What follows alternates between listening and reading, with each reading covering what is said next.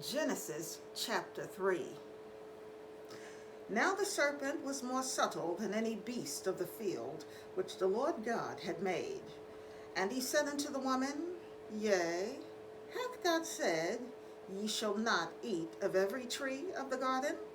And the woman said unto the serpent, We may eat of the fruit of the trees of the garden.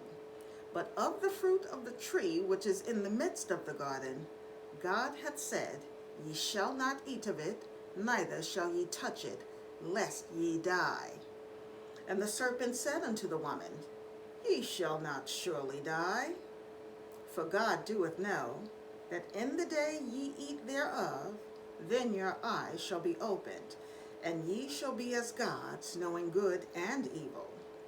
And when the woman saw that the tree was good for food, and that it was pleasant to the eyes, and a tree to be desired to make one wise, she took of the fruit thereof, and did eat, and gave also unto her husband with her, and he did eat. And the eyes of them both were opened, and they knew that they were naked. And they sewed fig leaves together, and made themselves aprons. And they heard the voice of the Lord God walking in the garden in the cool of the day.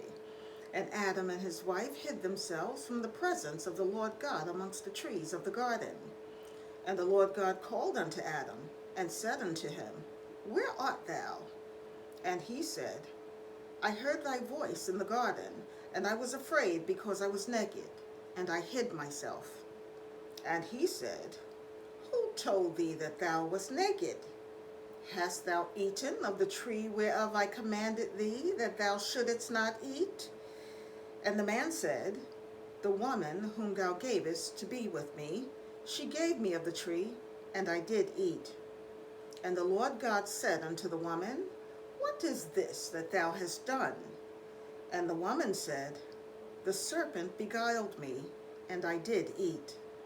And the Lord God said unto the serpent, Because thou hast done this, thou art cursed above all cattle, and above every beast of the field.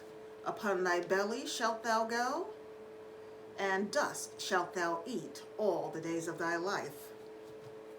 And I will put enmity between thee and the woman, and between thy seed and her seed.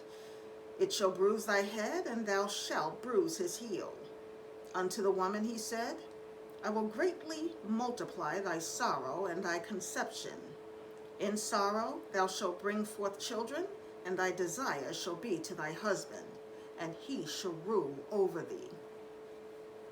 And unto Adam he said, Because thou hast hearkened unto the voice of thy wife, and hast eaten of the tree of which I commanded thee, saying, Thou shalt not eat of it, cursed is the ground for thy sake.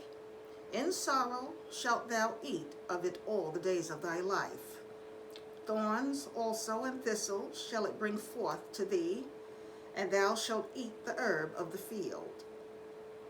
In the sweat of thy face shalt thou eat bread, till thou return unto the ground, for out of it wast thou taken, for dust thou art, and unto dust shalt thou return.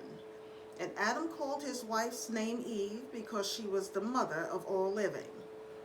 Unto Adam also and to his wife did the Lord God make coats of skins, and clothed them. And the Lord God said, Behold, the man is become as one of us, to know good and evil.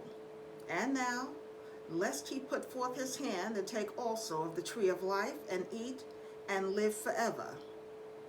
Therefore the Lord God sent him forth from the Garden of Eden, to till the ground from whence he was taken. So he drove out the man, and he placed at the east of the Garden of Eden cherubims, and a flaming sword which turned every way to keep the way of the tree of life.